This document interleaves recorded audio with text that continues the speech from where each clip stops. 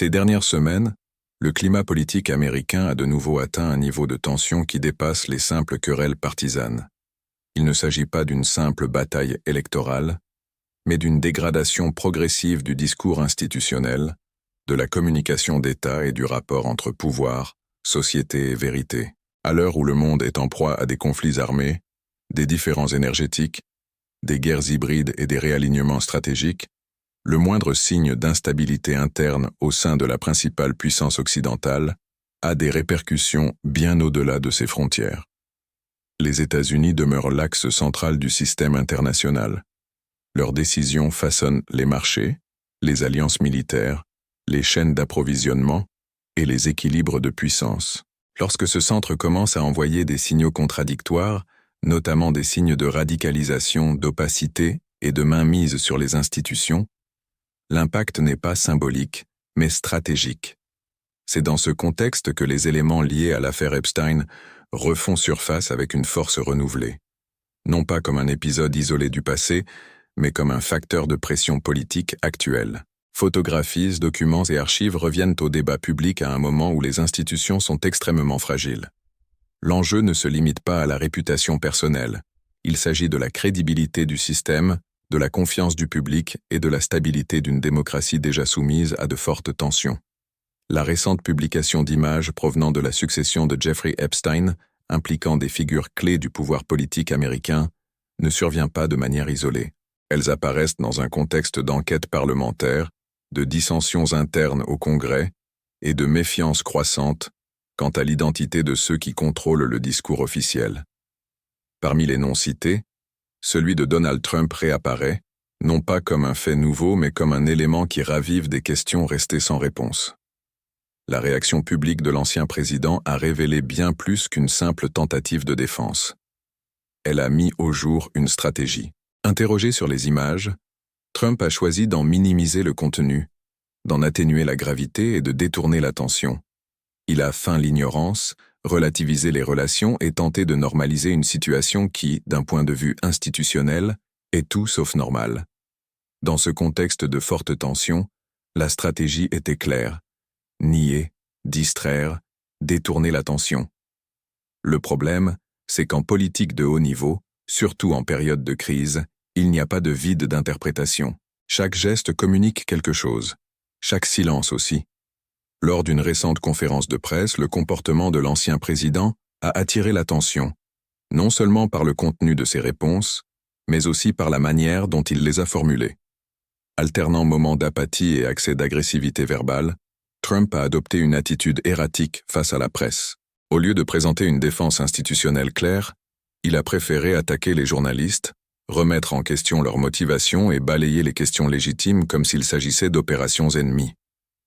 Ce type de comportement n'est pas accidentel. Il s'inscrit dans une logique de confrontation permanente, où la presse est perçue comme un adversaire stratégique et non comme un médiateur de l'information. Dans les démocraties établies, ce schéma est un signal d'alarme. Dans les démocraties fragilisées, il représente un risque systémique. Tout en évitant d'expliquer en détail le contenu des images, Trump a détourné l'attention vers des attaques personnelles, une ironie déplacée et des commentaires sans rapport avec les thèmes centraux de la conférence de presse. L'effet immédiat fut la confusion. L'effet structurel fut l'érosion de la confiance. Dans ce même contexte, des questions ont été soulevées concernant des problèmes concrets qui touchent directement des millions d'Américains, comme la hausse imminente des coûts de l'assurance maladie. Au lieu de répondre par des données, des propositions ou des recommandations, la réaction a une fois de plus été hostile. Le messager est devenu la cible.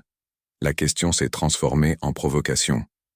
Le véritable problème a été relégué au second plan. Ce mode de communication n'est pas qu'un simple style personnel. Il a des implications stratégiques. Lorsque les dirigeants politiques traitent les problèmes sociaux cruciaux avec mépris ou dédain, le signal envoyé au marché, aux alliés et aux adversaires, est celui d'une instabilité décisionnelle. Or, dans le contexte mondial actuel, cette instabilité est un atout que les rivaux stratégiques peuvent exploiter.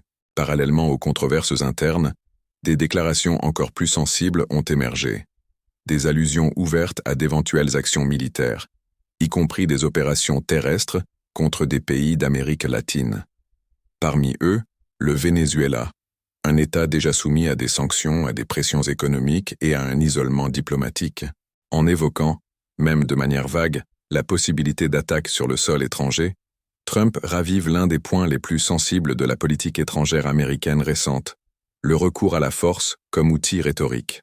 Dans un monde marqué par des conflits actifs en Europe de l'Est, au Moyen-Orient et par des tensions dans la région Indo-Pacifique, toute déclaration de ce type est scrutée de près par les ministères des Affaires étrangères, les commandements militaires et les services de renseignement. L'enjeu dépasse largement le cadre d'une simple phrase. Il s'agit de la prévisibilité stratégique des États-Unis. Les partenaires doivent avoir la certitude que les décisions militaires suivent des processus institutionnels clairs. Les adversaires évaluent les risques en fonction des signaux publics. Lorsque ces signaux deviennent erratiques, le risque d'erreur d'appréciation augmente. Parallèlement, au sein de cette même institution, l'attention se dispersait sur des détails insignifiants, des commentaires décousus et des références dépourvues de contexte stratégique. Pour les observateurs extérieurs, le message est confus. Pour les alliés, il est inquiétant. Pour les adversaires, il pourrait s'avérer opportuniste. Parallèlement, des questions se posent quant à la santé physique de l'ancien président.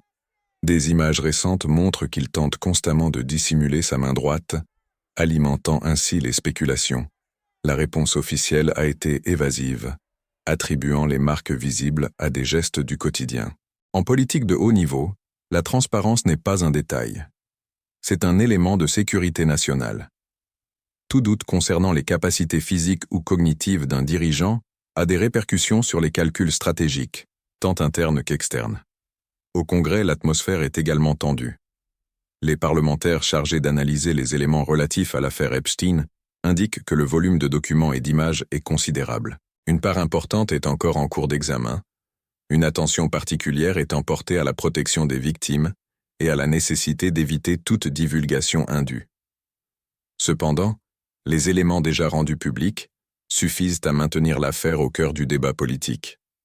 D'après les déclarations de membres de l'Assemblée législative, il existe des preuves d'images à caractère sexuel impliquant plusieurs personnes.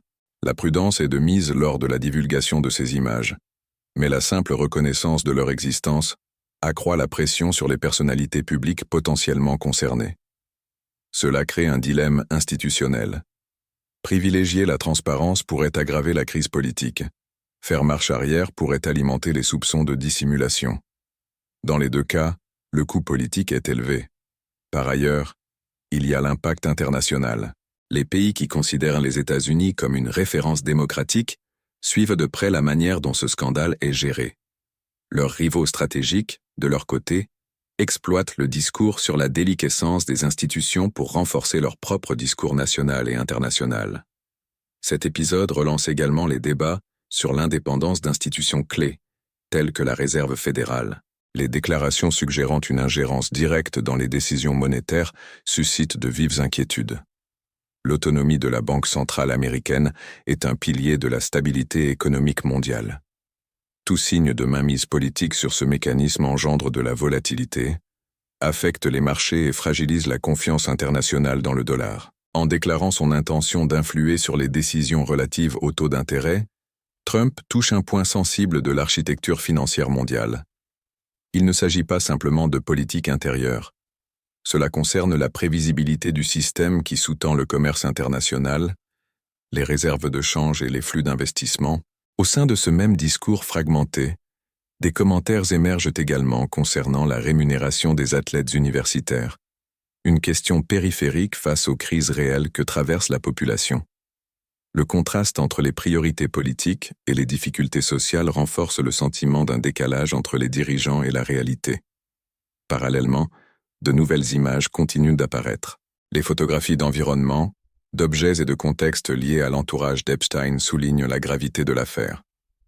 Même avec les visages protégés et les informations sensibles préservées, leur contenu suffit à alimenter des enquêtes prolongées et des répercussions politiques importantes. L'enjeu principal n'est pas simplement de savoir si Donald Trump connaissait Epstein. La question fondamentale est de savoir comment le système réagit lorsque des figures centrales du pouvoir sont associées, directement ou indirectement, à l'un des plus grands scandales d'abus et d'exploitation de l'histoire récente. La réponse institutionnelle à ce défi révèle le degré de maturité démocratique d'un pays. Dans le contexte actuel, le risque est évident. Le déni, les attaques contre la presse, la rhétorique agressive, la confusion stratégique et l'affaiblissement des institutions créent un terreau fertile pour les escalades politiques, tant internes qu'externes. Dans un monde où les crises s'entremêlent, les États-Unis n'agissent pas isolément. Chaque signal émis a des répercussions. Les alliés observent avec prudence. Les rivaux analysent les opportunités.